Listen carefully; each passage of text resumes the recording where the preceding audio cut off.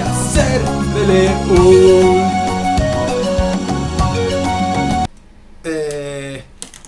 Lo siento chicos, mirad, es que justo vengo de ver la película del Rey León y no me he podido controlar mí mismo. Y bueno, la verdad es que vengo aquí porque me apetecía mucho comentar esta película y he estado pensando, hostia, y si comento esta película, ¿en qué sección del canal puedo ponerlo, no? Así que bueno, he decidido, que es una cosa que llevo a tiempo pensándola, que voy a abrir una nueva sección del canal, una dedicada especialmente a lo que serían reflexiones esporádicas. Y será una sección un poquito más improvisada, no tan preparada, en la que simplemente vengo a presentar mis pensamientos o mis análisis respecto a distintas situaciones que de alguna manera podrían relacionarse con el veganismo, o con la filosofía, o con la ética, etcétera, etcétera, ¿no? Y para estrenarla, vengo a hablaros hoy del Rey León. ¿Os queréis quedar? Pues venga, aquí estamos.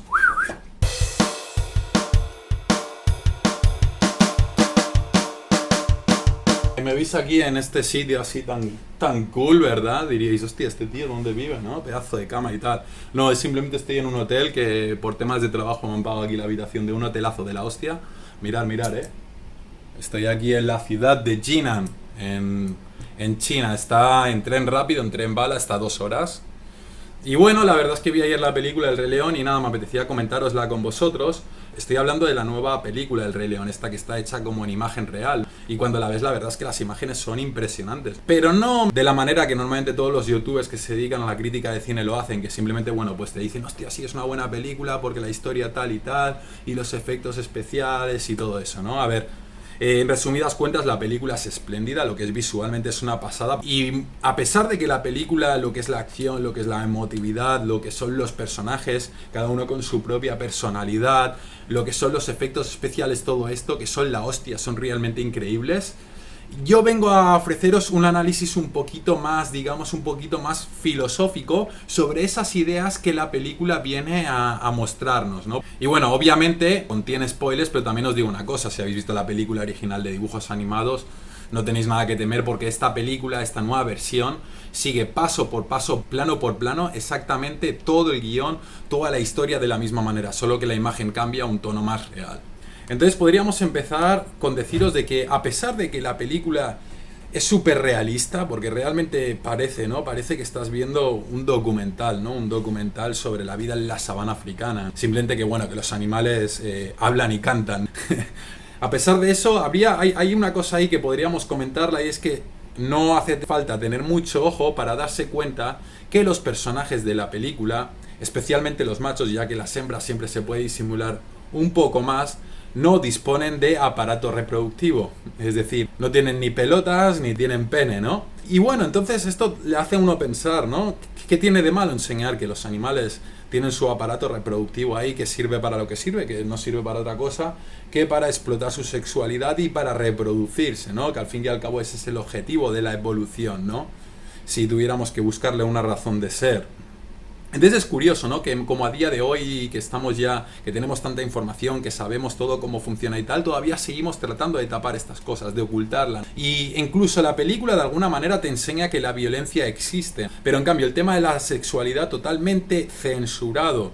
Entonces uno se pregunta, bueno, ¿cómo copulan estos animales? ¿Cómo traen a otros al mundo si no tienen aparatos reproductivos? Entonces, bueno, mira, simplemente podemos vernos que todavía existe una especie de pudor, ¿no? Por parte de la sociedad, o al menos por parte de gran parte de la sociedad, a enseñar lo que es lo sexual, lo reproductivo. Es una especie de tabú que por ahí queda pendiente de superar todavía, ¿no? Y bueno, simplemente me parecía una curiosidad importante de señalar. Así, en línea general, podríamos decir que la película no deja de ser un alabo a lo que sería el ecocentrismo, que es esa cosmovisión ética que viene a decir que lo importante en la existencia en la vida son los ecosistemas y las especies, ¿no? Esas figuras abstractas a las que les damos tanta importancia en lo que sería el entorno salvaje, ¿no? En el estado salvaje, o en lo que la mayoría de la gente dice la naturaleza. Yo suelo no utilizar naturaleza porque al fin y al cabo, ¿qué es natural y qué no es natural? Y yo sinceramente considero que todo es natural, incluso las cosas que hacemos los seres humanos, como los edificios, como los vehículos, como las fábricas, etcétera, etcétera. Todo es natural, es un artificio, está hecho a partir de una mente, en este caso de la mente humana, pero la mente humana no es nada divino, ¿no? El cerebro humano lo ha creado la naturaleza. Entonces todo lo que el cerebro, todo lo que nosotros hacemos no deja de ser también un producto de la naturaleza, solo que visto desde nuestra perspectiva pues nos da la impresión de que sea algo diferente a la naturaleza, pero no, sigue siendo parte de la naturaleza. Cuidado, que esto no quiere decir que cualquier cosa que hagamos está bien. Las cosas cuando están bien o están mal hay que medirlas por otros parámetros que nada tienen que ver con que si son naturales o no son naturales, o si son artificiales o si no son artificiales. Entonces la película pues da inicio con el tema del ciclo de la vida, ¿no? De cómo las diferentes especies sobreviven unas gracias a otras, ¿no? Y cómo gracias a ese equilibrio que hay ahí, pues todo sobrevive y todo aguanta y existe esa especie de armonía. Se idealiza la naturaleza, porque la naturaleza en realidad es un sitio, es un lugar bastante inhóspito, un lugar bastante violento, un lugar bastante cruel, un lugar bastante despiadado. En realidad la naturaleza es bastante jodida incluso para los animales salvajes. Cuidado, esto no quiere decir que visualmente, paisajísticamente no sea bonita, porque es cierto, es súper bonita. Entonces, bueno, viene a dar un poquito la idea esta del equilibrio, que en realidad este equilibrio es un equilibrio que vemos bajo la percepción humana, ¿no? Porque al fin y al cabo, ¿qué es ese equilibrio? Viene a dar la idea de como que siempre hay un equilibrio y no es así. O sea, la misma vida en el planeta, la misma evolución de las diferentes especies que han habido no han parado de cambiar y muchas veces tienen que ver con cambios geológicos o con cambios climáticos, etcétera, etcétera. Hace millones de años teníamos los dinosaurios y si en cierta manera existía a escala temporal de ese periodo histórico una especie de equilibrio por diferentes factores que han ocurrido, unas especies desaparecieron para que otras ocuparan su lugar, ¿no? Y esto ha sido siempre así, siempre ha sido un proceso continuo. Entonces, ¿qué hay de equilibrio en eso, no? Si no paran de haber cambios, ¿qué equilibrio es ese? Obviamente desde nuestra percepción parece que hay un equilibrio ahí, ¿no? Y la película viene a decirte eso, ¿no? Viene a decirte como que la vida, como la realidad, como si la existencia, como si fuera una especie de equilibrio y que tuviéramos que mantener eso.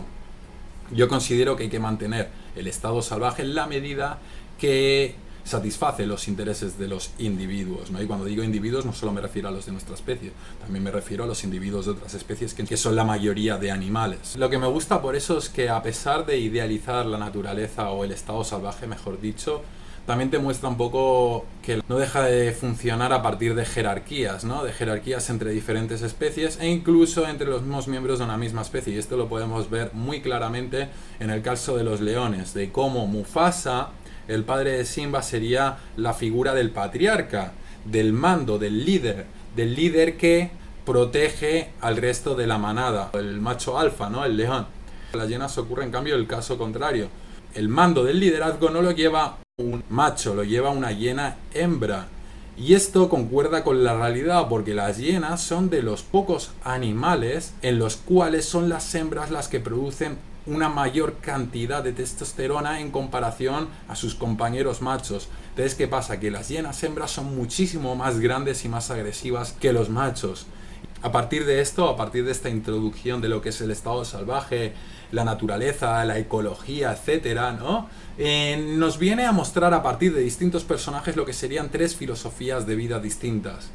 La primera de todas sería una filosofía más tipo estoica, ¿no? Que es la que profesa el líder, la que profesa el rey de la selva, que es Mufasa, el padre de Simba. Mufasa, su hijo, lo que le enseña son los típicos valores estoicos, ¿no? Como por ejemplo serían el autocontrol, ¿no? Cuando el hijo al principio, Simba, se quiere ir ahí a hacer aventuras para mostrar al padre que él puede llegar a ser un buen rey y tal, ¿no? Y el padre le intenta decir que tiene que esperar a su momento, a su tiempo y tal, ¿no? También le enseña que tiene que juzgar correctamente, ¿no? Otro punto sería el de tener ideales, ¿no? Unos ideales además muy deontologistas, en el hecho que parece que de alguna manera son más importantes el ideal en sí mismo que los resultados que se pueden obtener a partir de ese ideal en concreto, ¿no? Sus ideales son la justicia, la honradez, la valentía, la verdad, que todo esto es muy estoico. También tiene el tema de establecer objetivos, ¿no? De que tiene que crecer y algún día tendrá que reinar y tendrá que reinar de una manera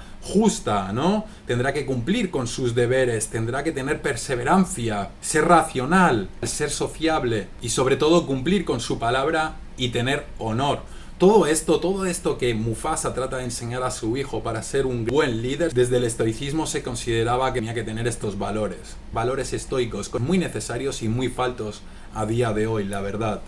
La segunda filosofía de vida que nos encontramos ocurre a partir de los hechos acontecidos en lo que sería el primer arco de la película, cuando Simba conoce a Timón y a Pumba. ¿Quiénes son Timón y Pumba? Son un jabalí y un suricato, menuda combinación.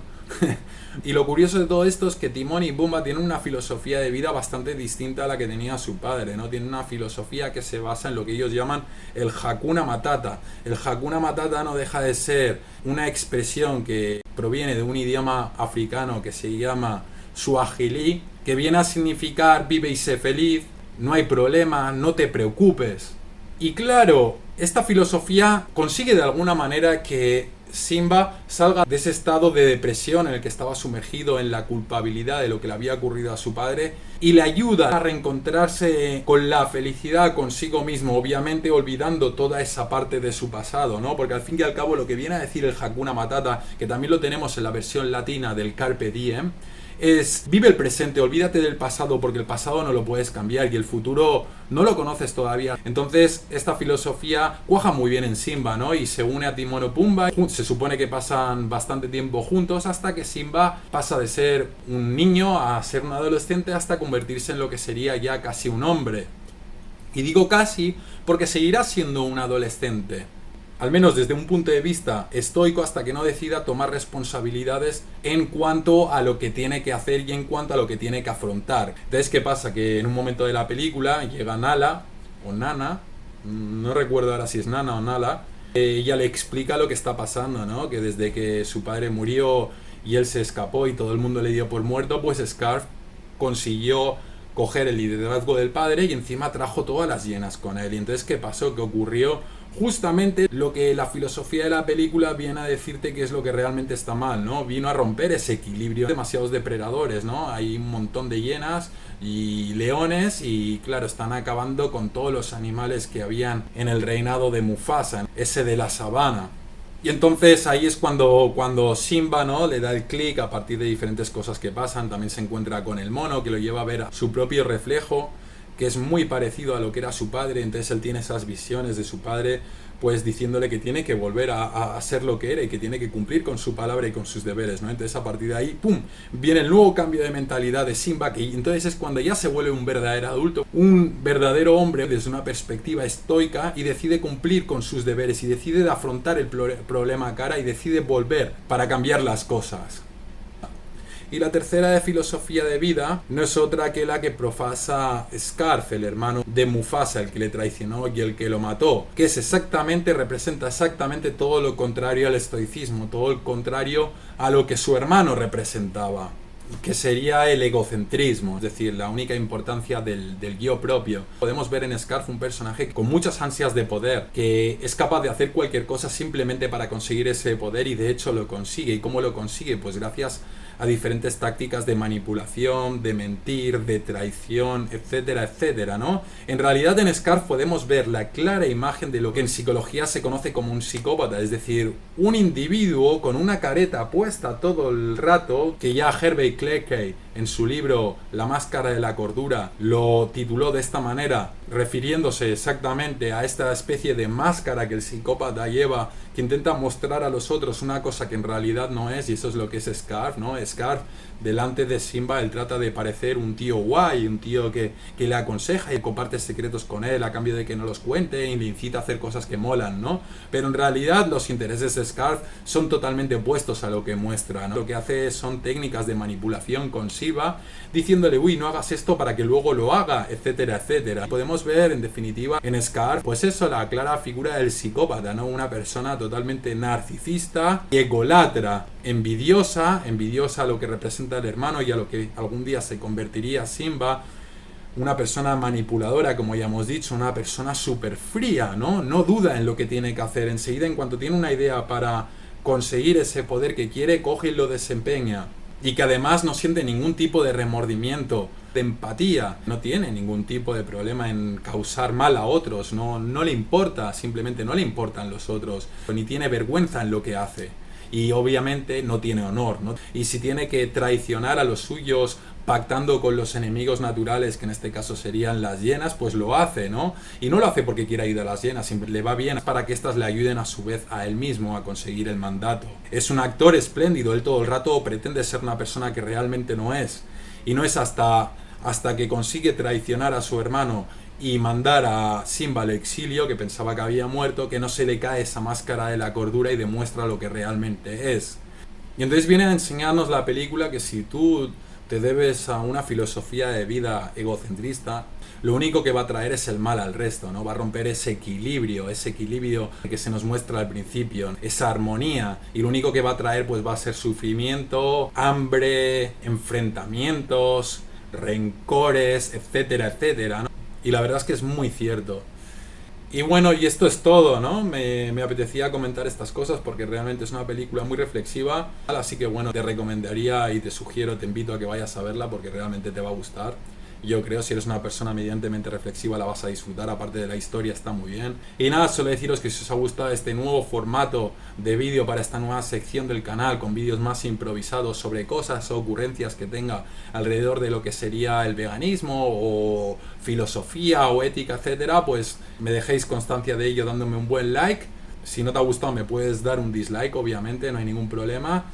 Y nada, chicos, muchas gracias por escuchar mis palabras. Espero que al menos os hayáis entretenido un poquito escuchando esta breve reflexión, este breve análisis que tenía en cuanto a la película. Y nada, nos vemos hasta el próximo vídeo.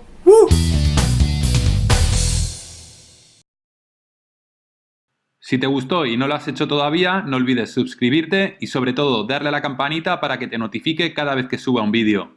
Gracias.